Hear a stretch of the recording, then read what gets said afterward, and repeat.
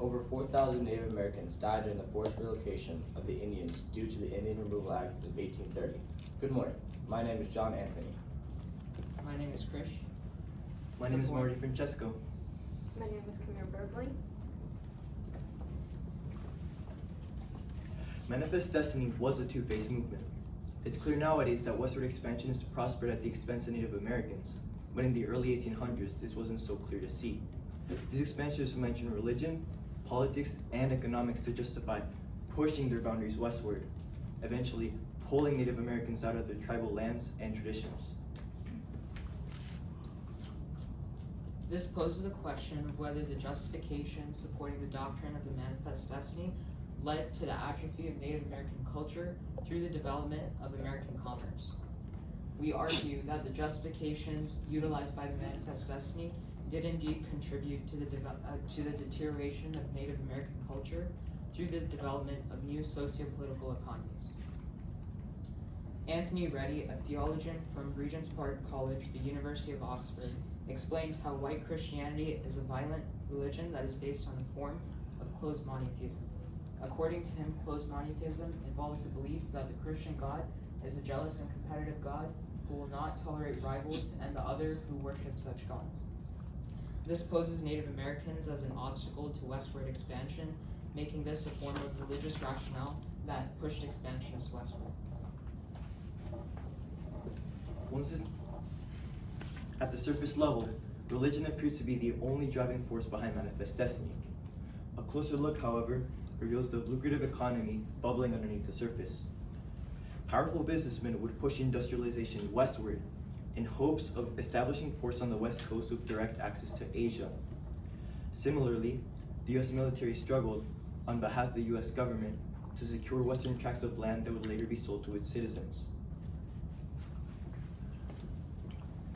One push factor for the movement towards the west was how the expansionists were more advanced than the Native Americans.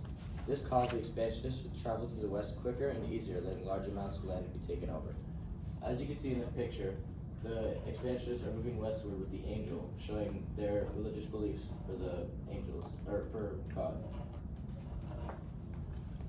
Looking at the chart with statistics from the United States Census Bureau, we can see that a clear rise in urban populations from 1820 at 7% to 1850 at 15%. This represents a sectional divide between northern urbanizing ways and southern rural Democrats. They both wanted to secure their party's goals in western lands and ignited the race of fulfilling Manifest Destiny. As you can see in this graph depicting US settled land versus native population change over time, in 1810 native population was 600,000, which more than halved by 1890 as US settled land increased almost 6 times. This clearly shows the correlation between native population decreasing as US settled land increased. However, to prove causation, Henry Little Bird Sr., a Sand Creek Massacre representative and descendant, mentions the trouble Native Americans faced acquiring food in the limited land that they were given. They tried to cross their established borders to properly hunt and provide food for themselves. However, tribes that failed to do this failed to provide for themselves and perished, and that led to tribal loss and therefore homogeneity.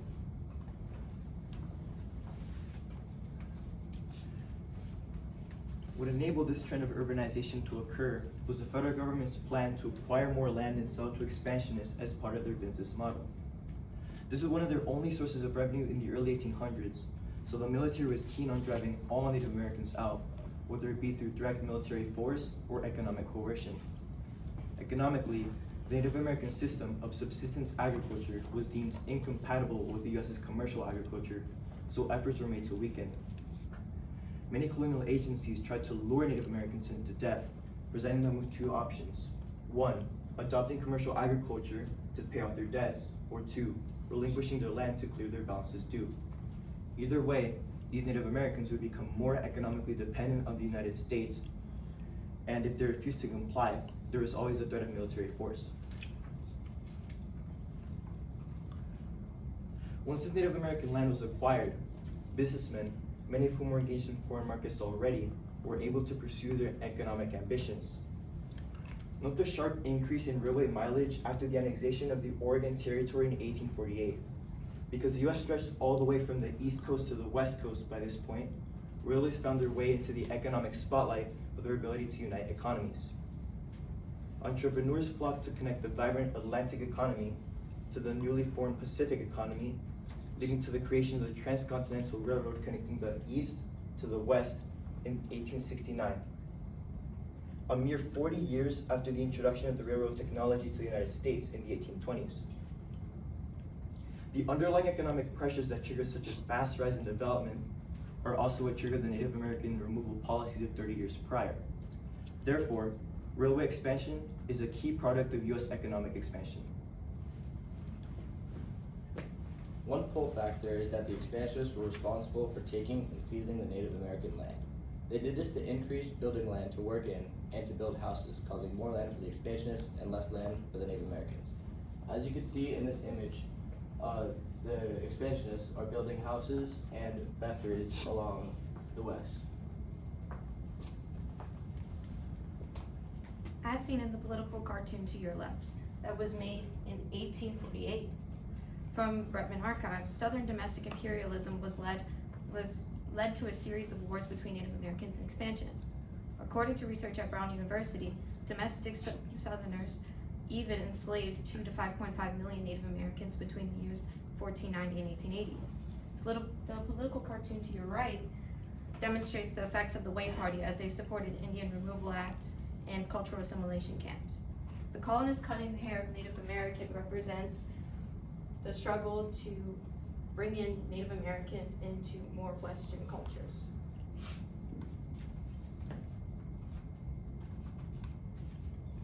The push and pull of Manifest Destiny was transferred through religious, economic, environmental, and political contributions to Western movement and Native American displacement. Events like the increase of commerce, homesteading, political rivalries, and population decline developed the stark cultural landscape for Native Americans. We can observe Manifest Destiny's lasting impact today with what's left of Native American culture, lands, and populations, where according to the Bureau of Indian Affairs, there are 574 federally recognized tribes in America, although in pre-Columbian times there were thought to be 1,000 Native American tribes. There are also underfunded reservations that aren't protected by the federal government today. Thank you. Do you have any questions?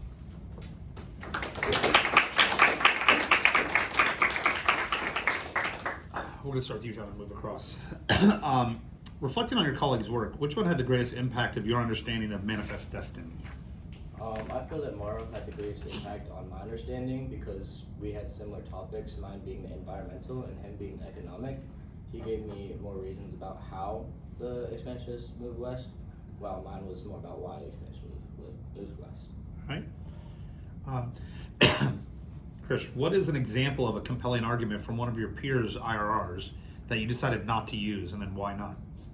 John included the argument that westward expansionists were more technologically advanced than Native Americans, and while this was an advantage that westward expansionists had over Native Americans, it wasn't quite relevant to our presentation since it wasn't really a justification that westward expansionists used. All right, thank you. Next up,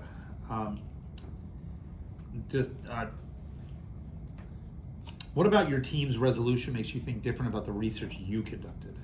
My team's resolution was mainly talking about the atrophy of Native American culture and how that impacted the world today. But I focused more on colonial perspectives of westward expansion and how that transformed the political environment of the expansionist period, and not how it really affected Native Americans today. All right. Save the best for last. If you had a fifth member of your team, what could they bring in that would have added to your presentation? If our team had a fifth member, the fifth category that we'd look at would definitely be social. The social aspect was seen as more of a justification for Manifest Destiny, as right now we have a balance between justifications and negative impacts on Native Americans. This focus on justifications would be appropriate because the focus of our presentation was on the justifications of Native Americans. of expansion onto Native American lands.